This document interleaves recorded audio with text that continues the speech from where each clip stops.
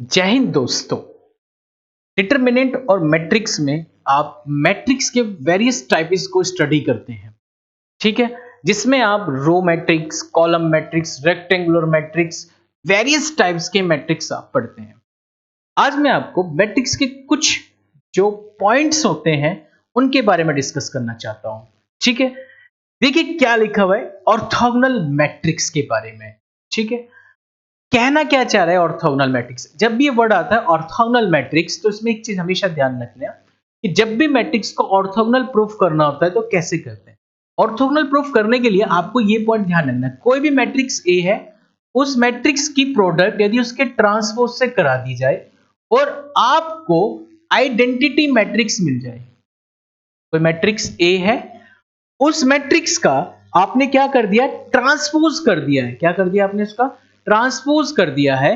तो यदि आपको वही मैट्रिक्स मिल जाए तो आप क्या बोलेंगे उसे, आप क्या बोलेंगे, आप ऑर्थोगोनल मैट्रिक्स बोलेंगे। क्या बोलेंगे आप उसे, ऑर्थोगोनल मैट्रिक्स बोलेंगे।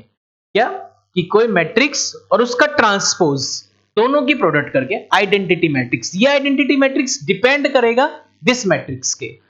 ठीक है, तो आप क्या बोलने वाले हैं, ऑर्थोगोनल मैट्रिक्स।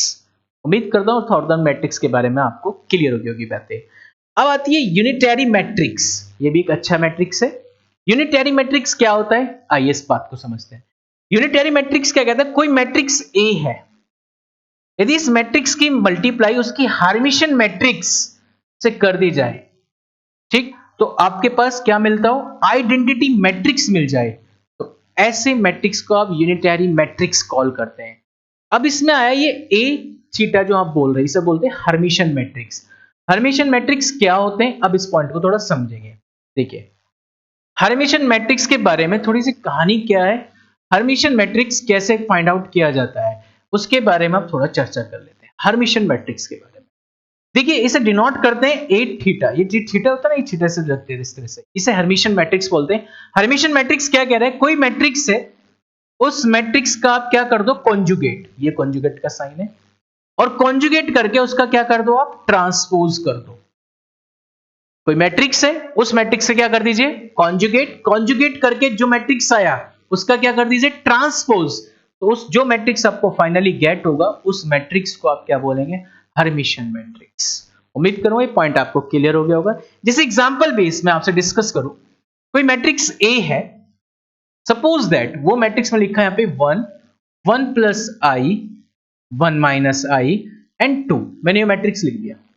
मुझे इस मैट्रिक्स का कॉन्जुगेट निकालना है। कॉन्जुगेट क्या होता है, बस जहां आई होता है वहां प्लस की जगह माइनस हो जाता है।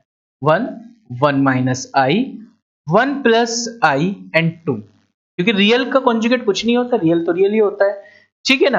अब इस मैट्रिक्स का आपने कॉन्जुगेट मैट्रिक्स से क्या कर दिया, ट्रांसपोज कर दिया। ट्रांसपोज का मतलब रो को कॉलम कर दिया, कॉलम को रो बना दिया। तो क्या मिल गया आपको, 1, 1 minus I, 1 plus I and 2। आपको फाइनली वही मैट्रिक्स मिल गया। This is called a Hermitian matrix. इसे बोलते हैं आप क्या, हर्मिशन मैट्रिक्स बोलते हैं। तो उम्मीद करता हूं कि हर्मिशन मैट्रिक्स के बारे में आपको बात क्लियर होगी। तो हमने जो पॉइंट्स डिस्कस किया आपसे, वो डिस्कस किया है यूनिटरी मैट्रिक्स के बारे में। तो यूनिटरी मैट्रिक्स क्या होता है कि एक ऐसा मैट्रिक्स जिसके हर्मिशन मैट्रिक्स से प्रोडक्ट कर दी जाए और आपको क्या मिल जाए, आइडेंटिटी मैट्रिक्स मिल जाए। तो ऐसे मैट्रिक्स को आप क्या बोलने वाले, यूनिटरी मैट्रिक्स कॉल करने वाले। उम्मीद करता हूं ये पॉइंट आपको अच्छे से क्लियर हो गया होगा। आइए नेक्स्ट पॉइंट की तरफ बढ़ते हैं, मैट्रिक्स के नेक्स्ट टाइप की तरफ। नेक्स्ट टाइप क्या है, आइडेम्पोटेंट मैट्रिक्स। आइडेम्पोटेंट मैट्रिक्स क्या कहता है समझेंगे। अच्छा पॉइंट है आइडेम्पोटेंट के बारे में। इस पॉइंट को थोड़ा आपको ध्यान से समझना होगा, कहना क्या चाहते हैं। देखिए आइडेम्पोटेंट मैट्रिक्स ये कहता है कि यदि कोई मैट्रिक्स है, ए मैट्रिक्स है, उस मैट्रिक्स का स्क्वायर आपने कर दिया। कोई मैट्रिक्स है ए और उस मैट्रिक्स का आपने क्या कर दिया है, स्क्वायर कर दिया है।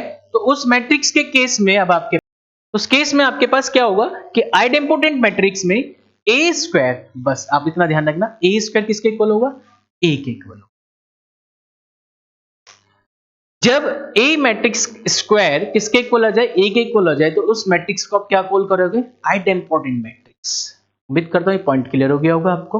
अब आता है इनवॉलेटरी मैट्रिक्स। इनवॉलेटरी मैट्रिक्स क्या होता है, इनवॉलेटरी मैट्रिक्स होता है जब किसी मैट्रिक्स का स्क्वायर करके और वो आइडेंटिटी के इक्वल आ जाए। कोई भी मैट्रिक्स है, उस मैट्रिक्स का आप क्या कर दें, स्क्वायर कर दें, और स्क्वायर करके वो किसके इक्वल आ जाए, आइडेंटिटी मैट्रिक्स के इक्वल आ जाए, तो आप उसे क्या बोलते हैं, इनवॉल्यूटरी मैट्रिक्स कॉल करेंगे। उम्मीद करूंगा कि जो मैंने अभी आपसे मैट्रिक्स के 4 पॉइंट डिस्कस करें वो आपको क्लियर हो गए होंगे। आई होप यदि वो कंसेप्ट आपको क्लियर हुए तो चैनल को लाइक शेयर सब्सक्राइब करना ना भूलें। जय हिंद दोस्तों।